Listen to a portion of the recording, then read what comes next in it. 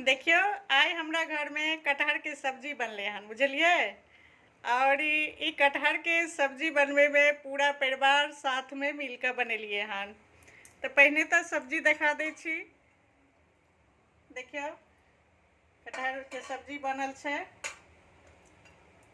और ई बहुत टेस्टी छे।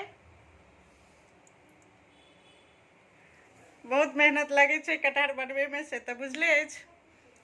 और एक गोटा कटहर के कटलखिन हन जे अपने छथिन, और बेटा हमर सबटा मने एमे जे पड़े छे प्याज त्याज ई सब कटलके हन। देखियो कतेक सुंदर बनले हन। देखियो कटहरे छिए, देखे में बड़ लागेया लेकिन कटहरे छिए।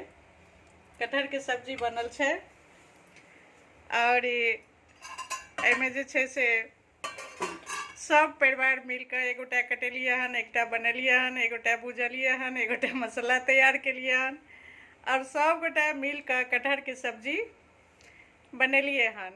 आब जाए छिए सब गोटा खाना खाए ला। तो कहलिए जे एतेक सुंदर एतेक टेस्टी बनल छे जे कहलिए जे अहूँ सबके बता दै छी जे एहि तरह से जे कटहर के सब्जी बने छे ना। देखियो लोहिए में बनल छे, कुकर में नहीं बनलैया। और के जे छे से लोहिया में अगर अहाँ बनबै छिए भले टाइम ज़्यादा लागे छे लेकिन बहुत टेस्टी लगे छे।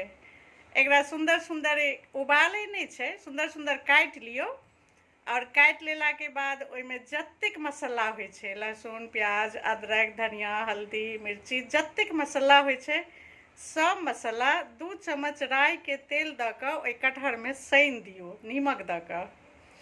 और तेजपत्ता जीरा और सूखल मिर्चाई के फोड़न द के ओइ के भूजत रहियो लोहिया में। अब भूजत भूजत बस एमे खाली टाइम देत रहियो, स्लो आंच पर भूजत रहियो। भूजत भूजत खूब लाल टूटू भ जाए छे अपने से सबटा। सब अहाँ के प्याज त्याज जत्तेक रहे छे अदरक लहसुन हर चीज एके बेर सान देल जाए छे। और ओइ के बाद जे छे से एकरा भूजत भूजत एकदम से ई गल जाए छे। बाद में मटर या घर में तो मटर सेहो द दै छिए हम सब, और मटर सेहो गल जाए छे सुंदर से। और सब जगह सिद्ध भ जात, भूजते भूजते सिद्ध भ जाए छे। और लास्ट में गरम पानी क के कनी द दियो और कनी देर स्लो आंच पर सुंदर से पका दियो। एतेक टेस्टी कटहर के सब्जी लगे छे। हमरा घर में अहिना बने छे।